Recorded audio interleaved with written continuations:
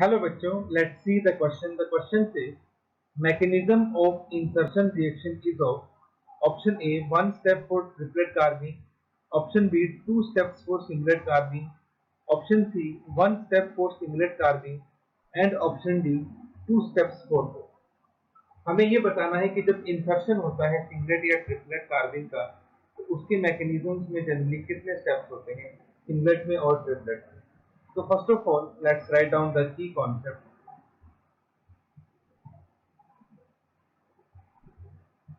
And the key concept is in singlet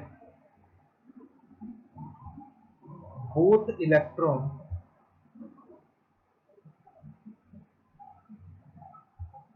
are in one sp2 orbital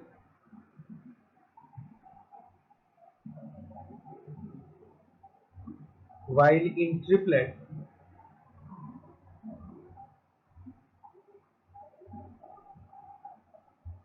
both unpaired are in different sp2 orbital. तो ये जो की concept हमने लिखा है इसको हम डायग्राम के थ्रू समझते हैं. तो देखिए ये आपके पास कार्बन आ गया, these are the two bonds and these are the sp2 hybrid orbital. इस तरफ तो हम बना लेंगे ट्रिपलेट और दूसरी तरफ हमारे पास है सिंगलेट.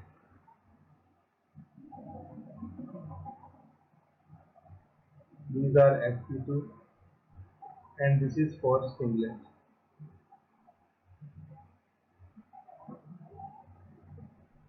अब अगर हम इलेक्ट्रॉन्स को देखें तो जैसा कि मैंने की कॉन्सेप्ट में लिखा है, ट्रिपलेट के केस में दोनों इलेक्ट्रॉन्स अलग अलग ऑर्बिटल में होते हैं, जबकि सिंगलेट के केस में दोनों एक ही ऑर्बिटल में होते हैं. ठीक है.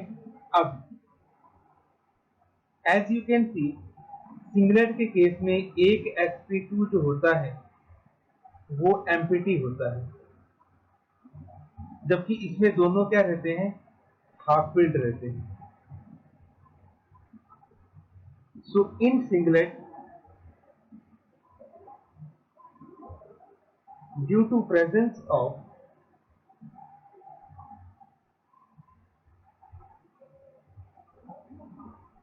Empty sp2 orbital, it undergo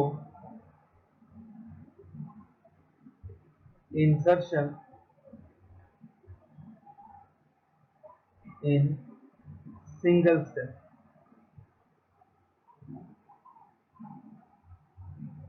ठीक है. यहाँ पे इसके पास दो sp जो अनपेयर है वो दोनों एक ही इलेक्ट्रॉन, दोनों इलेक्ट्रॉन एक ही उसमें होते हैं और एक sp2 एम्प्टी होता है. तो उसके एम्प्टी होने की वजह से इजीली ये जो इंसर्शन है ये एक ही स्टेप में कर लेता है. जैसे मैं आपको इसका एग्जांपल दूं तो हमारे पास जैसे एल्कीन है, ठीक, और हमारे पास एक कार्बीन हमने ले लिया जो कि सिंगलेट कार्बीन है. इस तरह से सिंगलेट कार्बीन एक इलेक्ट्रोफाइल की तरह बिहेव करता है. तो यहाँ पे देखिए कुछ इस तरह से एडिशन हो जाता है, C double bond C carbene, इसको हम इस तरह से बना लेते हैं. तो देखिए इस तरह से यहाँ से एडिशन हो जाएगा. हमारे पास ये इलेक्ट्रॉन इधर शिफ्ट करते हैं और ये कार्बन इसके साथ अटैच हो जाता है. तो सिंगल स्टेप में यहाँ पे एडिशन हो जाता है. तो इसीलिए जो सिंगलेट कार्बीन होती है वो सिंगल स्टेप मैकेनिज्म करती है जब इंसर्शन होता है. वाइल अगर हम बात करें दूसरी तरफ हमारे पास जैसे कि है that if we take doublet singlet carbene, so in case of singlet carbene हमें इस तरह से कुछ मिलता है. in singlet जैसा कि मैंने पहले भी आपको स्ट्रक्चर बनाया, सपोज हमने एल्कीन ले ली, इसकी रिएक्शन हमने करवाई सिंगलेट कार्बीन के साथ। अब सिंगलेट में क्या होता है, 2 इलेक्ट्रॉन्स होते हैं इस तरह से, तो इसका जो एडिशन का मैकेनिज्म है वो कुछ इस तरह से रहता है।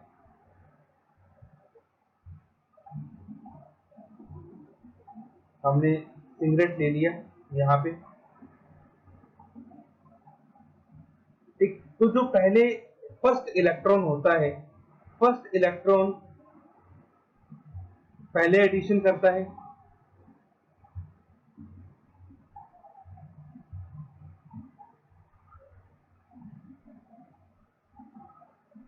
यहाँ पे एक रेडिकल है, ठीक है। तो यहाँ पे आपके पास इंटरमीडिएट बनता है। फिर सेकंड वाले स्टेप में बॉन्ड बनके, तो ये आपके पास स्टेप नंबर 1 हो गया। फिर हमारे पास स्टेप नंबर 2 होता है, और स्टेप नंबर 2 में आपके पास कंप्लीट रिएक्शन होती है इस तरह से, लाइक दिस, ठीक है। तो दोनों इलेक्ट्रॉन्स अनपेयर होने की वजह से वो एक एक करके ऐड होते हैं, इसलिए सिंगुलर के केस में हमारे पास कितने बन जाते हैं, 2 स्टेप्स बन जाते हैं।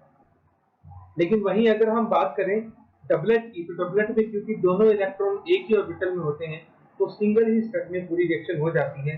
तो अब हम देखते हैं हमारे ऑप्शन। तो जैसा कि हमें दिया गया है ऑप्शन नंबर ए में, ट्रिपलेट के केस में एक स्टेप होता है, तो ये गलत है। ट्रिपलेट के केस में हमारे पास 2 स्टेप्स होते हैं, 2 स्टेप्स फॉर सिंगलेट, ये भी गलत है। Single step, 1 step for singlet carbene, this is the correct option C. Both both 2 steps for, ये भी गलत है। तो सिंगलेट 1 स्टेप में होती है, तो ऑप्शन नंबर सी जो है, that will be the correct option for this question. Hope you understood it well. Best of luck, thank you.